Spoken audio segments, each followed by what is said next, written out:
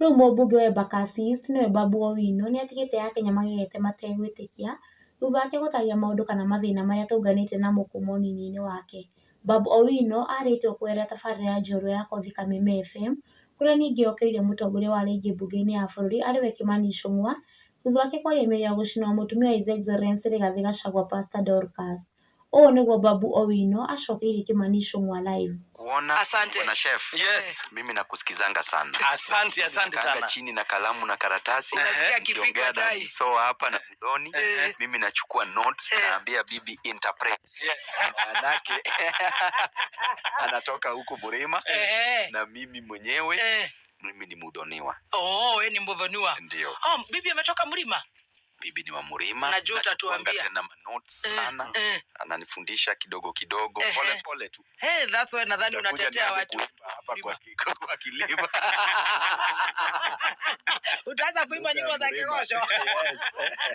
Karibu sana. Nataka usalimie mafans wako. Ndio. Na of course wale ambao wamekupatia hiyo kiti ya Embakasi East. Ndio. Na nasikia kuna wasapere wengi sana. Ndio. That's why tuko na kina Gakuya huko, tuko na kina Meja asionwe ni adwa nyumba hito.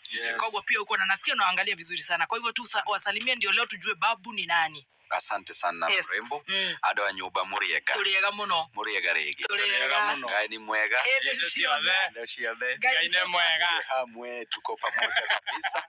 Ninashukuru sana kuja hapa Kameme FM siku ya leo kuongea na watu wa Mlima na mimi mwenyewe nataka niwaambie kwamba tuko pamoja.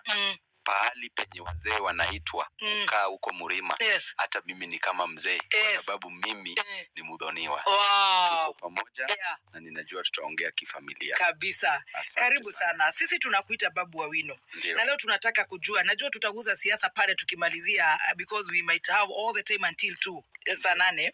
Tunajua Babu Owino. Babu majina yake ni gani? Jina langu kamili ni Babu Owino Paul Ongili.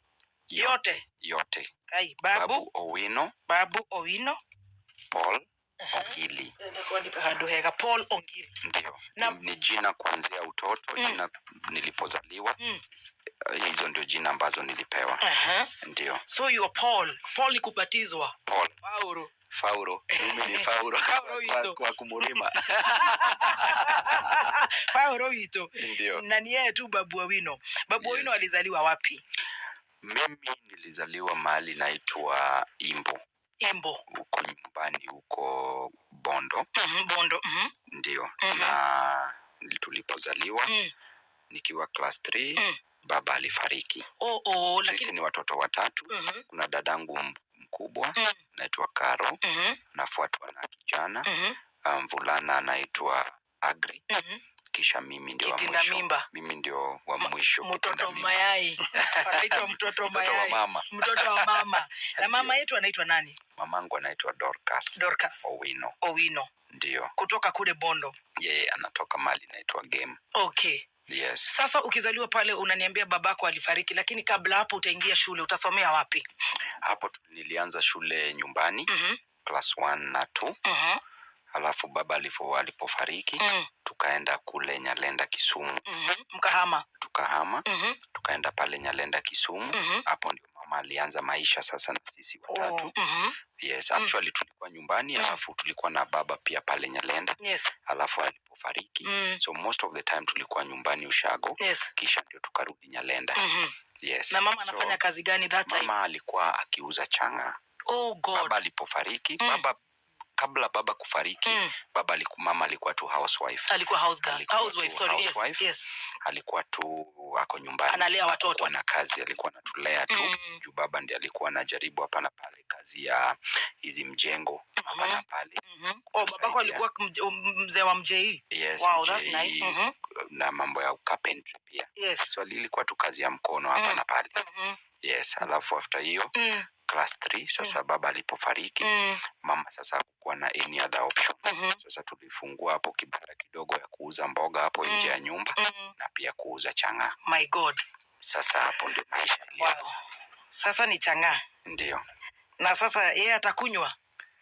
Nani mama? Mama hakuwa anakunywa, mama anaomba sana mpaka saa hizi. Anaomba sana lakini ukiona mama ameamua kuuza chang'aa. Huyo ni mama ambaye ana mbele wala nyuma, amesukumwa na maisha na naona ni chang'aa ndio inaweza saidia. Manake hata ukiwa kwenye kijiji ama kwenye slums, wale watu ambao wanauza chang'aa wanaona ni kwamba wako chini zaidi. Manake hata wale ambao wana uwezo katika mitaa wanaona ni kama nyinyi ndio mnaharibu familia yao. Wanaona ya kwamba wewe ndio unaharibu baba yao, bibi ya mtu, bwana ya mtu, baba ya mtu. Wanaona ya kwamba nyinyi ni kama in quotes mmekuja kuua watu na chang'aa, kuua watu maovu. So mko chini zaidi, chini kabisa.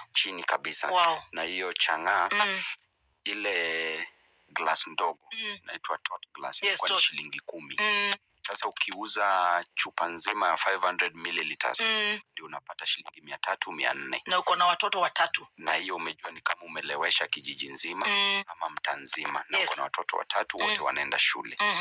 Sasa hiyo ndio ilikuwa hali ya maisha yetu. Lakini tunashukuru Mwenyezi Mungu kwa kutuleta mpaka sasa. Na kuanzia hiyo primary school maisha haikuwa kawaida. Umeingia primary school wapi? Shule inaitwaje? Ilikuwa Central Primary School. Central Primary School. Kisumu. Kisha katika primary wakati huo tulikuwa tunalipa fees kwa primary school. So sisi wote tulikuwa katika primary school. Na mama anajaribu juu chini analipa kodi ya nyumba. Rent tulikuwa tunalipa shilingi 800. Nyumba inatoshana na hii station yetu na hii studio yetu. Alafu unaigawa katikati na curtain. Huku ni bedroom, huku ni sitting room. Na jikoni. Na kila kitu kwa hapa na jikoni na watoto. Kwa hivyo nyinyi mlikuwa mnalala na mama yenu kwa on the bedroom, sitting room huku. Okay. Alafu sasa venye tulianza kuwa nikiwa high school sasa ndio tena tukachukua the next house hapo kama jirani. Sasa tulikuwa tunalipa 800. Wow. Tunalala na watoto wetu huku. Kwa sababu kwa kimila ya Kijaluo ukishafika umri fulani haifai umlale na mzazi kwa nyumba. Sasa wakati tulipokuwa tukiuza chang'aa maisha ilikuwa ngumu zaidi. Mnafukuziwa school fees? School fee tulikuwa tunafukuziwa sana. Mimi nilikuwa nafukuzwa sana kwa sababu ya school fees. Polisi walikuwa nashika watu kwa nyumba. Unaona mamako anashikwa wakati kuuza chang'aa. Wakati huo polisi walikuwa napiga watu pia kwa nyumba. Wanakuja wanachapa customers, wanachapa mamako na unaona. Umejua mtoto kama anakuwa ana learn na kuona vitu. So ukiona hizo vitu inakuharibu pia akili sana na kupatia trauma as you grow. Then in high school nilienda Kisumu Boys. Umepita sasa after Mwenyezi Mungu alinisaidia sana. Kitu yenye nashukuru Mungu sana alinipatia ni akili. Amen. Kai wewe mwana wa muthini. Hatukukuwa na chochote, tulikuwa maskini hai, lakini chenye nilikuwa nayo peke yake ni akili. Wow. Hiyo ndio Mungu alinipa. Ulipata marks ngapi pale class 8? Class 8 nilikuwa na 400 marks out of 500. Igwe mwana. Alibiashia chang'aa. Then kutoka hapo nikaenda Kisumu Boys. Okay, it's a national school. Kisumu Boys is a provincial school. Yes. Then Kisumu Boys tena kuuza chang'aa. Mimi sikuenda hata primary school, sikurudi kuchukua result yangu. Maanake nilijua singeweza kwenda high school. So kufika high school mama aliita fundraising ili nifanyiwe harambee ya kwenda shule. Na nakumbuka vizuri nikiambia mama ya kwamba wewe usiwe na wasiwasi. Hakuna haja mimi niende high school ndio una fees.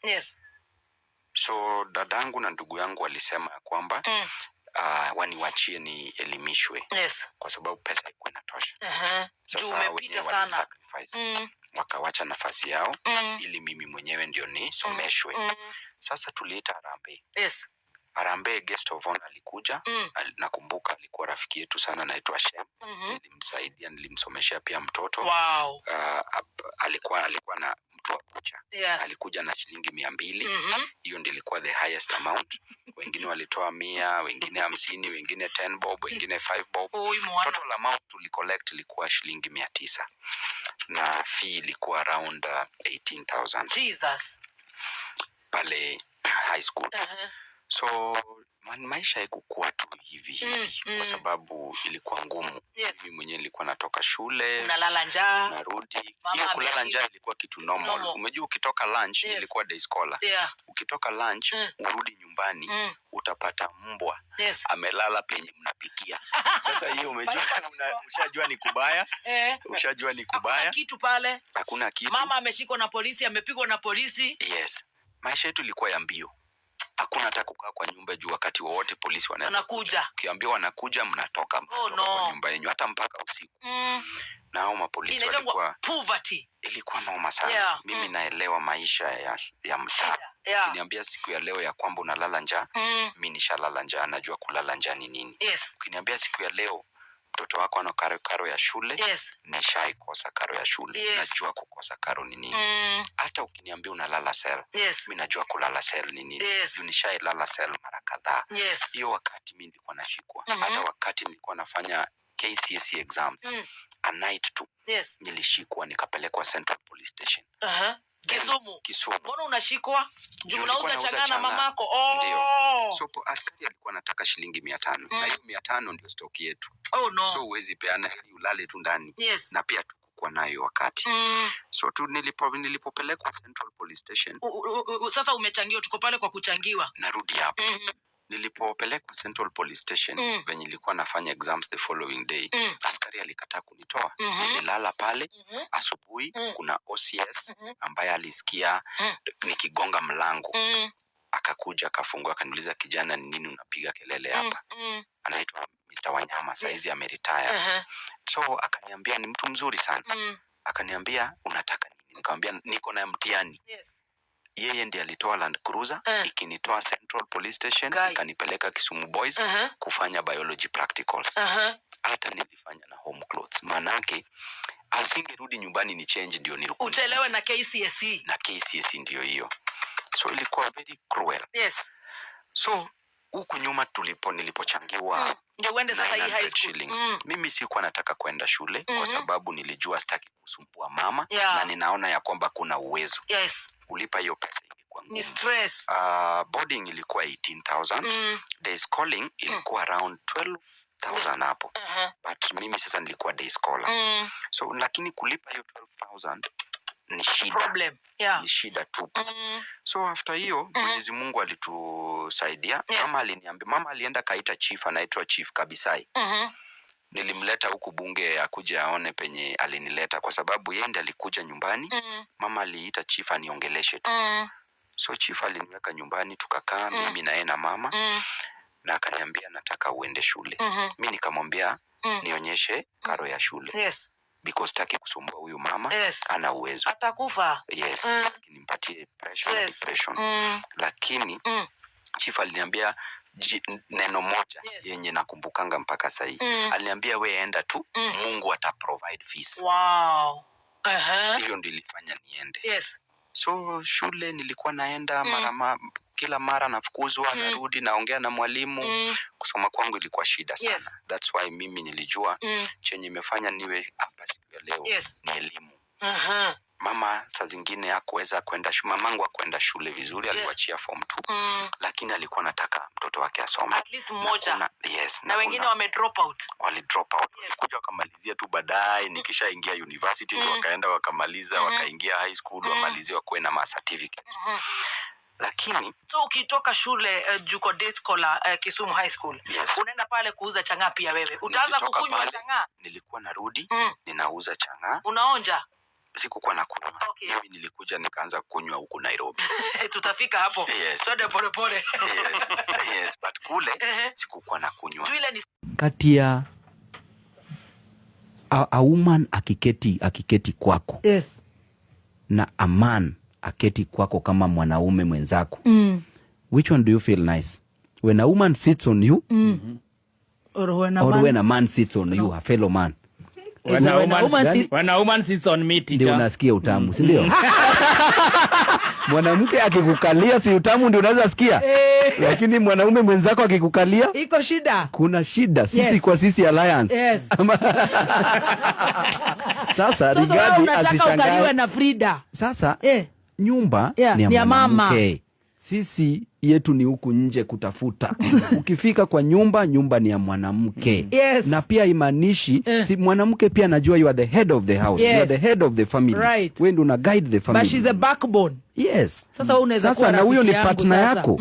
Huyo ni partner yako. Yeah. You na bibi yako you're one thing. Yeah. Mbona unakuja kuseparate watu mara usikaliwe na bibi? Kwani ulioa adui yako? Ulioa mtu wako? Acha akukalie. Akae venye anataka kukaa, usikie vizuri na utamu. Kwanza kuna mali tulikuwa tunalipishwa ndio mtu akukalie. Na hapo ni free. Kwa strip club. Kukaliwa ni 500 bwana. Mimi ni advocate wa mama by the way. Ndio. Ukitaka tukosane Babu Owino ni kucheza Mwene wake Pastor Dorcas ona kinesho kiri kimanishongwa kona netie kwa kugura guoyo na kana kuguoyo hiyo. Listen what Pastor Dorcas said live to Ishongwa. I don't know. I had I sit. How can you sit on a man like this? This is a man who is causing a whole nation not to sleep.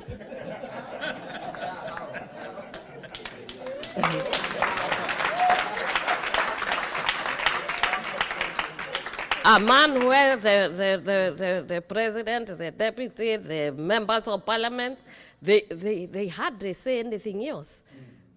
I also listen. I hear they are always talking Wamunyoro. Wamunyoro, everybody is talking Wamunyoro. Is that a man you think what they are saying? You are such liars. And I will not stop loving my husband. I will not stop supporting my husband. I will support him. The other thing is, I will not stop praying for him. I will be a pillar for him. I believe in his vision. I believe in his dreams. And I support that he talks the truth. Because I'm a preacher of the truth. Because the Jesus we preach is the way, the truth, and the life. And actually, I support when he speaks the truth. I sit there clapping, speak it. I wish there was a way like we do in the church and I tell my husband, preach it. Continue injecting the truth. And the moment you do it, and we can be able to transform our country. Tell them it is wrong to kill the children. Tell them it is wrong to lie. Tell them it is wrong to give false witness. It is wrong to abduct the children. And that is why they don't want me to speak, because they know the church is listening. And the church will listen, and the church this time has stood, and we are standing, and we are going to be firm, and we will stand and continue to speak, because that is our work. Our work is to make sure we are telling them the truth, and we are telling as it is. Keep on subscribing here at Kikuyu Hot News TV for the latest trending Kikuyu news. Stay tuned for more updates.